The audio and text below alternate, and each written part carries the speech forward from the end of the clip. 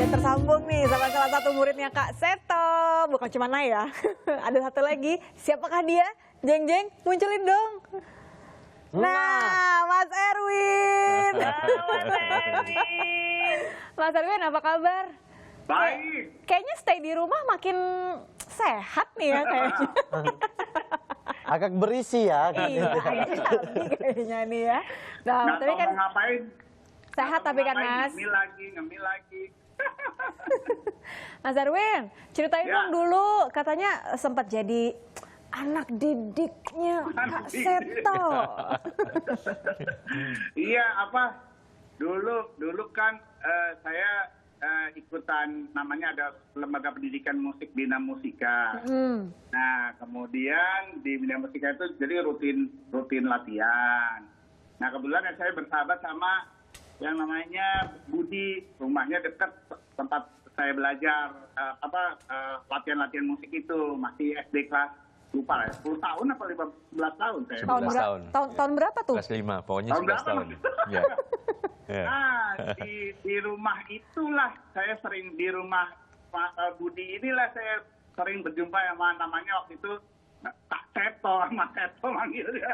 Oh, gila Mas. Mas Ya, Seto waktu itu masih kuliah kalau nggak salah ya Mas ya. Iya. Kalau udah kuliah di UI, saya masih SD.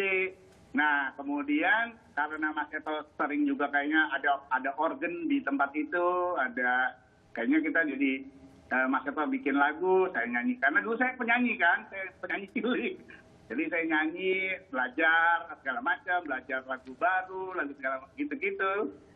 Lagu apa yang paling sering dinyanyiin Kak Seto sama Mas Erwin waktu itu? Saya lupa sih, cuman ada lagu batik apa ya gitu loh ya. Mas Baju Seto ya. batik, ya. Baju batik? Lagu Ya. baju batik, ya. Masih inget nggak kayak gimana tuh lagunya? Bila ku pakai bajuku yang batik, kata bu guruku tambah menarik. Wih, Bila kau teman pakai baju batik, tampak lebih cantik. Iya. Apa yang paling berkesan Mas Erwin dari kebersamaan sama Kak Seto, apa yang sampai sekarang masih tetap diingat? Ya, banyak Dulu lupa. gini, terus terang, Mas Seto kan saya masih kecil, saya masih SD, jadi ibaratnya disuruh atau diajarin sama kakak yang udah mahasiswa ya pasti mau aja, seru banget. Mungkin berasa bangganya adalah ketika tiba-tiba makin lama Mas Seto atau Kak Seto malah jadinya itu makin jadi orang hebat dan orang yang penting dalam dunia pendidikan anak-anaknya. Jadi itu selalu, dulu saya pernah loh sama dia. Selalu, ini saya bangga Mas. Kak Seto tuh jago main organ. Dulu kan main organ kan. Iya. Di tempat itu, di ruang tamu, di mana. Itu kalau ketemu ya pasti main organ, saya nyanyi gitu ya. Seru gitu jadinya. Jadi bagian dari masa kecil yang menyenangkan ya Mas Erwin ya? Oh iya. Pastinya, sip. Thank you Mas Erwin udah gabung Makasih. sama kita. Ya, makasih, Stay Mas safe Erwin. ya. Salam buat Gita juga. Mudah-mudahan nanti Ya, kalau sudah sukses. semua membaik kita bisa nongkrong-nongkrong bareng lagi nyanyiin lagu batik. Iya. Mas Seto tadinya mau bikin acara ya Mas Seto ya. Iya, betul. 50 Waktu itu bikin tahun. operet, tanggal 4 April ini. Tanggal 4 April Iya. berarti Mas Erwin ditunggu nanti tanggal 4 April. Thank you Mas Terima Erwin. kasih, Mas Erwin. Salam buat kita, salam buat semuanya. Ya. Semuanya. Sip. Tapi nggak cuma Mas Erwin loh, Kak. Masih ada? Masih ada satu lagi nih kejutannya siapa nih, ini? muridnya Kak Seto juga nih. Kira-kira siapa ya? Jadi siapa dia surprise-nya? Ini dia. Hai Mbak Andin. Halo Mbak Andi. Halo, Mbak Andi. Aduh, kita gangguin Bumil nih. Enggak, nggak ganggu kok. Sehat-sehat ya Mbak ya? Mbak Andin, mohon maaf, itu yang kedinginan disuruh duduk dulu di belakang. Di sini ya. Mbak Andin, ini kita lagi ada Kak Seto nih di sini. Iya nih, seneng banget deh. Ya ampun Kak Seto, apa kabar? Baik, Mbak Andin, ya. Kapan barusan Andin. ketemu di airport pernah ya Di kita ya? airport, ya Allah. Iya. Tapi Mbak Din katanya kenal Kak Seto udah dari kecil banget ya? Karena aku waktu kayaknya sekolah pertama aku memang di sekolahnya Kak Seto di TK Mutiara. Oh, I see. Jadi di Mutiara Indonesia itu kayak beberapa periode sekali emang kayak ngadain acara gitu. Atau Kak Seto juga suka main ke sekolah, tapi mungkin lebih seringnya kalau kita kalau sekolahnya lagi ngadain acara, ya aku ikutan. Dan Kak Seto tetap menjadi Kak Seto sampai hari ini. Hari ini nggak berubah ya? Nggak, masih ingat nggak waktu itu apa yang momen-momen belajar sama Kak Seto, nyanyi bareng sama Kak Seto yang berbekas, berkesan sampai sekarang buat Mbak Andin?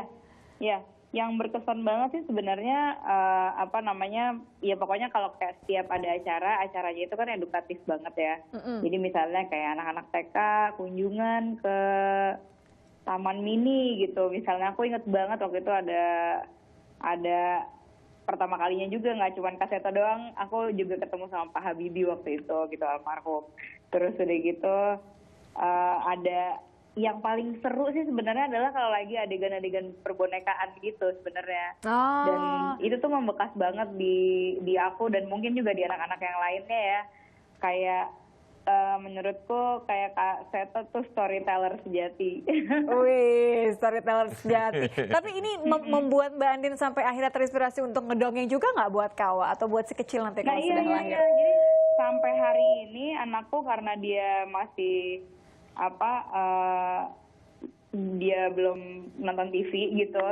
Jadi aku kayak emang mengandalkan dongeng dan boneka tangan yang mana itu tuh kayak skill-skill yang didapat pada waktu TK gitu. Kepake ternyata dongengnya ya. Ilmunya kepake semua. Kapan-kapan pengen dengar dongengnya Mbak Andin kalau gitu. Oh, gimana tuh Mbak Andin? Challenge accepted gak? Boleh banget. Aku tuh juga beberapa kali kemarin emang kayak ada di acara-acara, maksudnya kalau untuk acara festival dongeng gitu misalnya suka ikutan. Jadi emang seneng banget. Nah cita-citanya juga pengen jadi kayak Kak Seto juga nanti suatu hari mungkin bisa nulis buku anak. Mbak Andin, Kak Seto kan tanggal 4 itu udah 50 tahunnya loh berkarya. Benar. Nah, kalau untuk Mbak Andin sendiri, orang tua yang sekarang, apalagi terutama yang muda-muda nih yang seumuran Mbak Andin gitu ya, apa sih yang bisa jadi inspirasi dari semua yang sudah dilakuin Kak Seto gitu, untuk anak-anak? Iya, kalau menurutku sih sebenarnya kenapa Kak Seto tetap menjadi Kak Seto gitu, kenapa nggak panggilannya Kayak Seto. Eyang atau siapapun gitu ya. Karena dari awal sebenarnya yang perlu banget dicontoh tuh adalah bahwa kayak kita sebagai orang tua tuh adalah teman bertumbuh gitu untuk anak-anak kita. Kadang-kadang kayak status kita sebagai orang tua kita merasa kayak kita punya privilege untuk melakukan banyak hal terhadap anak kita, sehingga dia tidak merasa ditemani ketika mereka bertumbuh gitu. Tapi lebih kayak ini orang yang selalu ngasih aturan buat gue, ini orang yang selalu ini orang yang selalu kayak ikut campur terhadap apa yang gue pengen gitu. Tapi beda halnya ketika kita memposisikan diri sebagai teman untuk anak bertumbuh gitu. Jadi kita tidak hanya mau didengar, tapi kita juga mendengarkan mereka gitu. Nah hal-hal yang seperti itu yang aku rasa juga nggak banyak orang tua zaman sekarang apalagi gitu yang bisa menghayati itu satu. Terus yang kedua mengenai imajinasi, aku tuh sebenarnya kayak kangen banget dengan kayak era-era zaman dulu gitu ya, sebelum ada screen seperti sekarang ini, dimana kayak anak-anak tuh kayak bisa bermain peran dan dongeng itu tuh masih menjadi sesuatu yang kayak signifikan banget buat hidupnya mereka gitu. Jadi akhirnya sekarang ini nih aku benar-benar menerapkan itu gitu. Kayak begitu anakku lahir kayak di rumahku nggak ada TV gitu. Terus aku kayak sebisa mungkin emang screen free juga di depan dia karena terinspirasi dari Kak Seto gitu. Kayak tiap hari ya udah aku sama suamiku ganti-gantian aja. Bonding gitu ya. Bonding sama anak ya. Benar-benar berimajinasi apapun bisa jadi mainan gitu. Dan aku rasa itu tuh yang kayaknya Kak Seto mengajarkan nilai-nilai yang luar biasa banget buatku. Mantap. Mudah-mudahan nanti si kecil ini ada kawan. Kau dengan kata dongeng langsung ikutan dia katanya. Oh ibu mau dongengin buat aku ya. Ini mungkin kode ya. Suka kalau ibu lagi cerita tentang apa. Oke deh Kawa. Makasih ya. Kayaknya udah gak sabar pengen didongengin sama ibu. Iya, makasih banyak Kak Seto. Kak Seto semoga sehat terus ya. Amin. Amin. Terima kasih Mbak Iya, Andin. sukses terus. Ya, amin. Selamat atas 50 tahun berkaryanya. Oke, thank you Mbak Oke. Andi. Mudah-mudahan kita bisa Iya, segera nih ketemuan untuk bikin dongeng bareng gitu Ya, ya. betul, Thank betul. you. Sampai Thank ketemu. you. Iya, Sehat-sehat dah. terus. Ya, thank you, bye. Duh, ini Seru kira-kira ya, murid-murid. seru banget. Ternyata benar-benar ini ya Nay ya. Kalau tadi kan kamu nanyanya apa yang sangat-sangat terkesan gitu ya. Ternyata sampai sosok-sosok seperti Mas Erwin, Mbak Andin, tadi tidak hanya ngaruh ke merekanya nih Kak, tapi ternyata mereka juga bisa Menggunakan langsung caranya Kak Seto melanjutkan ke anak-anak mereka luar biasa. bener banget gitu. Mungkin kita juga bisa melakukan itu ya Nay ya, Iya, Mamat ya. Iya, dongengin Gimana? aku, dongengin aku, karena kali dongeng. Aduh yang kayak gini nih. Udah daripada kita dituntut untuk ngedongengin Mamat, gimana kalau Mamat kamu mendingan curhat aja abis Aku ini. yang dongeng. Iya, kamu yang ngedongeng Iya, kamu yang sini ya. Boleh ya Mat ya. Kamu pikirin dulu deh mau dongeng apa ya. Aku mau ngobrol dulu sama Komo sama Belu. Apa lagunya Saya Kak? pancing ya Kak Heni ya. Oke. Kak Heni, apa tugas kita untuk adik-adik semua? Kak Seto, tugas yang utama.